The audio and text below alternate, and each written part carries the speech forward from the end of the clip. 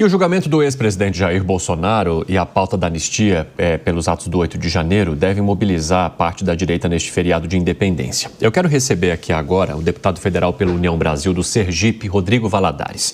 Deputado, seja muito bem-vindo. Prazer conversar contigo neste domingo. E eu gostaria de entender, no seu ponto de vista, o quanto essas manifestações servirão de termômetro para o debate que acontecerá no Congresso Nacional na próxima semana, principalmente em torno da anistia, que é um tema que tem dividido as opiniões no Congresso entre oposição e situação, e de que maneira que o senhor também se posiciona quanto a essa proposta. Bom dia. Bom dia, Evandro. Bom dia, Patrícia. Obrigado pelo convite e oportunidade de estarmos nessa manhã tão emblemática, 7 de setembro. Que Deus possa abençoar o nosso dia, o nosso país, a nossa entrevista. Olha, eu acho que essas manifestações, e ainda mais com pautas tão claras como nós levamos hoje para as ruas, são muito importantes para que o Congresso e a população brasileira possa ver de fato a vontade popular.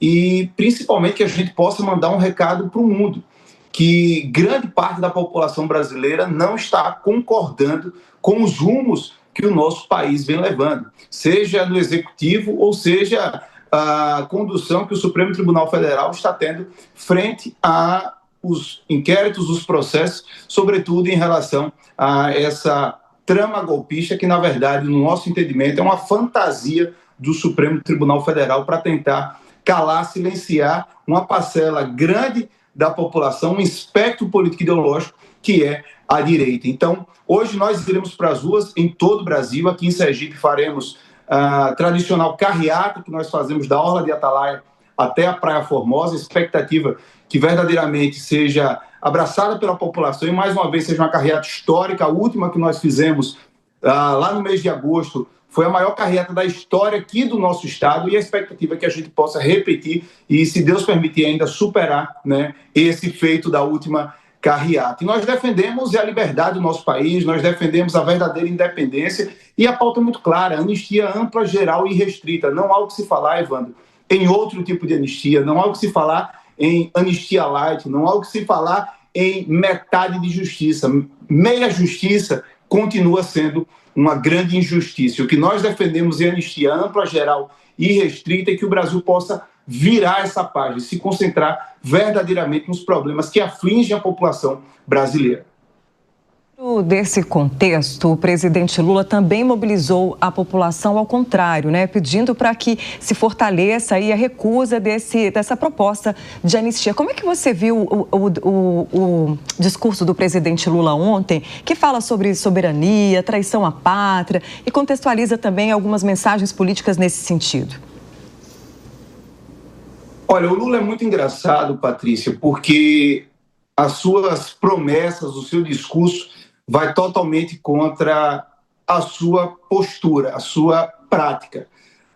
Eu sigo a Bíblia, eu sou cristão, e a Bíblia nos ensina a julgar a árvore pelos frutos. E os frutos que, infelizmente, Lula vem produzindo não são bons frutos. Lula fez uma campanha em 2022 prometendo uma frente ampla e democrática, prometendo pacificação, prometendo equilíbrio, prometendo distensionamento do nosso país. E ele está entregando justamente o contrário. Mais beligerância, mais tensionamento, mais polarização, ou seja, ele pratica tudo aquilo diferente daquilo que ele promete. E é o que a gente está vendo. A postura do presidente Lula, infelizmente, é uma postura que vai de encontro aos interesses do Brasil.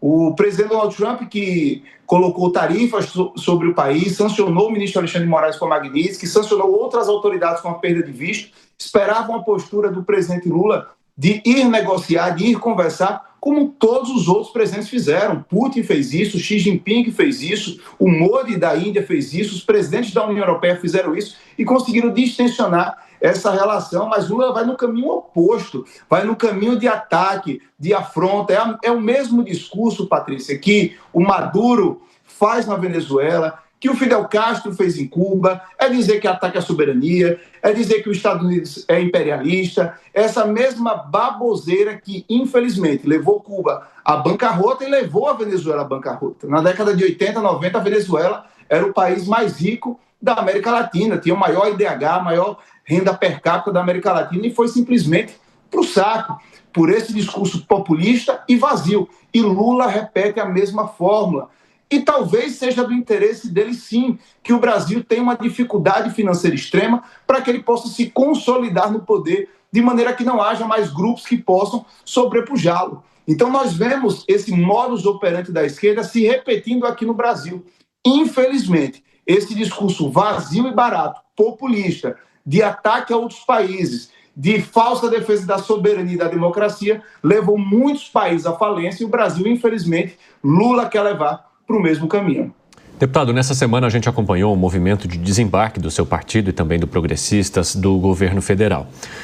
E uma defesa da pauta da anistia, exatamente por isso, né? Seria muito controverso você se manter num governo defendendo uma pauta que é contrária àquilo que esse governo defende por completo.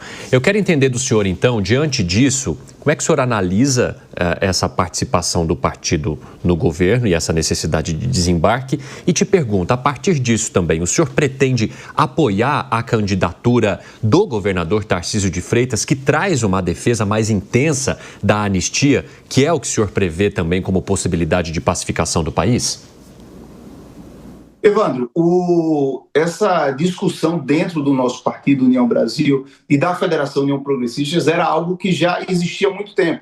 Era verdadeiramente, que eu posso dizer, um clamor da base dos deputados, dos parlamentares, dos senadores que possam desembarcar do governo. A gente vinha fazendo conversas há muito tempo com o presidente Antônio Rueda, também com o presidente Ciro, que eu tenho um excelente relacionamento, e era realmente questão de tempo que houvesse esse desembarque. O Partido União Brasil, o Partido Progressistas, a nossa federação, tem pautas muito claras de centro-direita, então nada tínhamos a ver com este governo que defende o oposto daquilo que defendemos. E hoje, o nosso entendimento partidário e político é sim da anistia ampla, geral e restrita.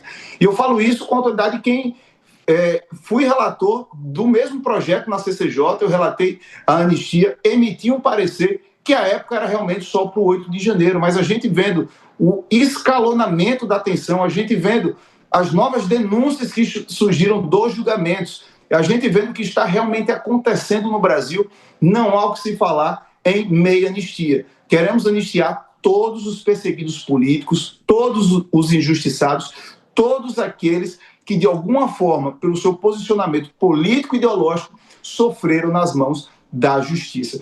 E esse é o nosso entendimento. Em relação à candidatura presidencial, Evandro, eu, Rodrigo Valadares, tenho um posicionamento muito claro. Eu sigo o presidente Bolsonaro, eu sou bolsonarista. Então, eu irei apoiar o presidente Bolsonaro e, na impossibilidade dele ser candidato, quem o presidente Bolsonaro indicar.